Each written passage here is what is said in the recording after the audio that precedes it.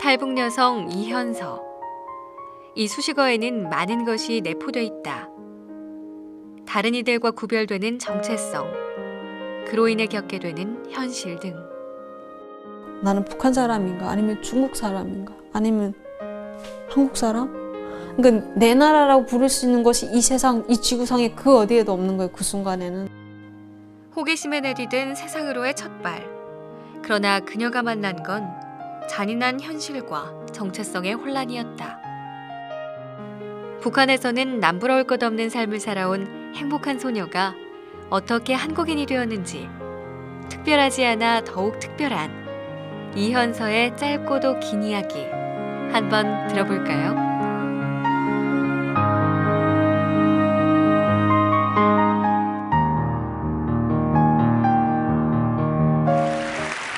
When I was young, I thought my country was the best on the planet.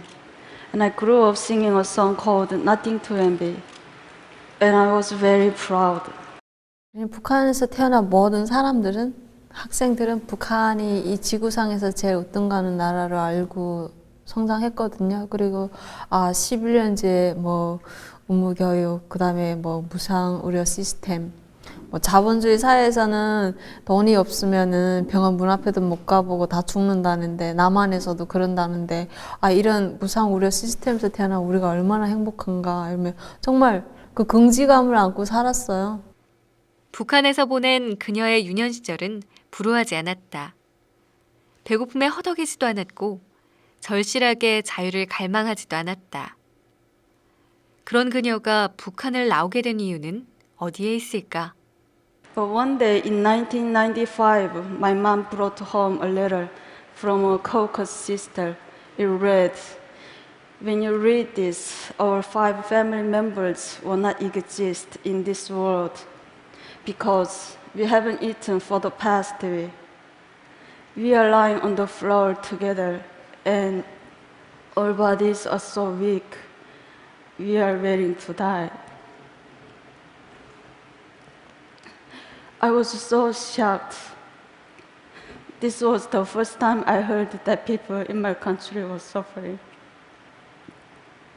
Soon after, when I was walking past the train station, I saw something terrible that still can't erase from my memory. A lifeless woman was lying on the ground while an emaciated child in her arms just stared helplessly at his mother's face. But nobody helped them because they were so focused on taking care of themselves and their families. 그럼에도 그녀는 이것이 북한의 현실이라고 인정하기가 쉽지 않았다. 아까도 그 죽어가는 사람들이나 길가에 늘어난 거지들을 이렇게 실상들을 목격을 했다고 얘기를 했었는데 그래도 내일처럼 와닿지는 않았단 말이죠. 왜 그랬을까요? 근데 저는 왜 갑자기 아사자가 생기지? 네. 근데 그 원인은 몰랐던 거죠. 북한 주민들이 못 사는 게 우리가 그 세뇌당해서 그랬다 그런 생각을 못 했고, 그냥 뭐 노력을 덜 해갖고 뭐 부모 능력이 안 돼갖고 뭐 그런 거지 이렇게 생각을 했죠. 그게 정부로 인해서 생긴 그 원인이라고는 제가 몰랐었거든요. 그러니까 이걸 모든 것을 받아들이는데 좀 시간이 걸렸었어요. 북한에 대해서 인식이 좀 바뀌었잖아요. 뭐 결정적인 계기가 있었을 것 같은데. 그러니까 아까 그 편지 내용, 그다음에 그 죽어가는 모사, 그다음에 그 거리에 불어나는 그 동양인들 그걸 보면서, 그리고 그 우리는 비교할 수 있는 나라가 없어요. 한국에서는 여러 나라 다 비교가 가능한 거죠. 근데 북한에서는 그게 안 돼요. 왜냐하면 그 모든 채널을 다 막아놨기 때문에 북한 정부가. 근데 우리는 국경 옆에 살다 보니까 유일하게 중국하고는 비교를 할 수 있는 거예요. 그것도 중국 안쪽까지는 아니지만 그 보여지는 그 변두리를 저희가 비교를 할 수 있는데, 난 중국보다도 우리가 더 이건 줄 알았거든요. 그런데 점점 이게 시간이 90년도부터 이게 점점 이게 격차가 생기는 게 눈에 보여져요. 그러면서 또 정전이 심하게 북한이 가기 시작하는 거예요. 왜냐하면 처음에는 뭐 며칠에 한 번씩 가던 정전이 뭐 하루에 한 번 가고, 한 번 가면 일주일씩 안 올 때도 있고 이게 격차가 점점 벌어지는 거예요. 그러면서 중국은 밤에는 너무 환한 거예요. 압록강이 되게 가까워요, 우리 집에서. 중국의 그 화려한 네온 사인들과 그 화려한 불빛들 보면서 북한은 아예 뭐 암흑 세계예요. 밤이면은. 그러니까 모르는 사람이 그 지역에 갔으면은 저게 뭐 북한이란 나라라고 말하면 믿기 어려울 정도로 진짜 뭐 허허 벌판 같고, 그걸 보면서 제가 딱 이런 생각을 했었어요. 아, 쟤네가 중국에 있는 그 흔한 불이 왜 우리는 없을까? 우리는 이렇게 세계에서 제일 잘 사는 나라라고 세뇌 교육을 받았는데 왜 우리는 없을까? 그런 호기심이 동기 유발을 했던 거죠. 그래서 북한은 뭐 중국을 탈북을 하려고 했던 건 아니고, 그 중국에 친척이 있고 해서 그냥 그 호기심에 그 방학 때 그냥 잠시 중국 친척 집에 갔다가 중국을 보고 돌아오겠다. 왜냐면 제가 또 학교를 마쳐야 되니까 그런 의도를 갔다가 제가 나가고 나서 바로 북한에 무슨 선거가 끼었다고 하더라고요. 북한은 선거가 끼면 그 인구 조사가 들어가요. 근데 그때 그 부재로 인해 갖고 동네가 작다 보니 또 루머가 커져 갖고 저에 대한 그 중국에 갔다 뭐 완전 이렇게 와전이 돼서 뭐 여러저러 이래서 못 들어가고 그냥 중국에 눌러 앉은 케이스예요.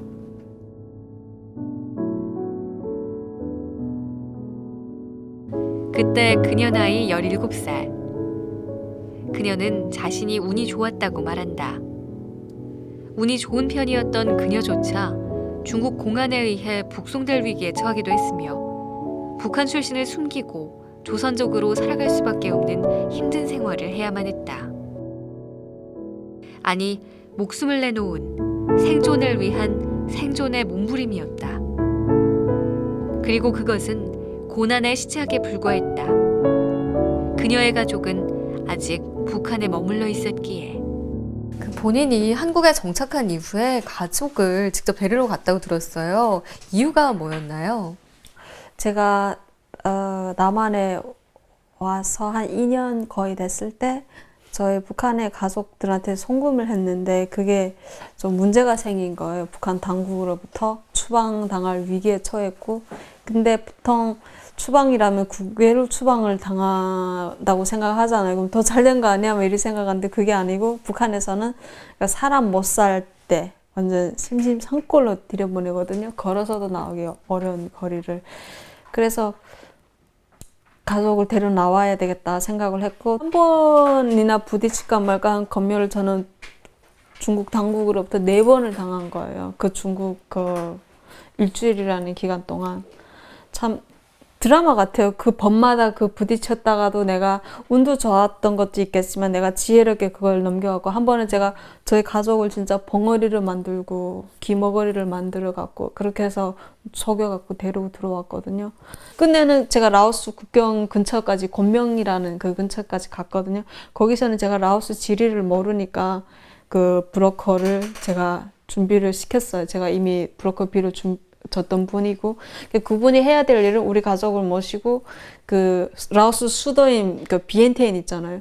거기까지 가야 되거든요. 비엔티엔에 있는 한국 영사관까지 넣어주는 게 그 사람이 할 일인데, 나는 그렇게 인계를 하고 무사할 거라 생각하고 저는 지금 택시 타고 그 곤명에 있는 비행장, 그 한국으로 리턴에 오려고 비행장으로 가던 중에 전화를 받은 거예요. 너희 가족이 지금 라오스 국경을 넘자마자 바로 잡혔다. 브로커는 나 몰라라예요. 그 다음에는 예. 그래갖고 저는 방법이 없는 거예요. 그 가족을 뭐 죽으라고 그렇게 내버려 둘 수도 없고, 그래서 저는 또 다시 리턴을 해갖고 무작정 그냥 라오스 정부로 들어갔죠. 그렇게 무작정 들어가갖고 일주일을 헤매갖고 가족의 행방을 찾았어요. 그 국제 감옥이라는 데 잡혀 있더라고요. 난타 지역에. 그래서 거기 그 이민국, 라오스 이민국이랑 경찰국을 왔다 갔다 하며 협상을 해갖고 끝내는 벌금을 많이 부르더라고요. 험난했던 가족의 탈북. 그것은 그녀에게 기적을 선물했고 뜻하지 않은 꿈의 세계를 그녀에게 보여줬다. 희망을 잃고 있을 때 그 관광객, 호주 관광객이에요. 그분이 지나가다가 저한테 말을 시키는 거예요. 너는 왜 이렇게 뭐 울상이 돼 있냐, 뭐 이런 식으로 영어를 하는 것 같아요. 제 느낌에는.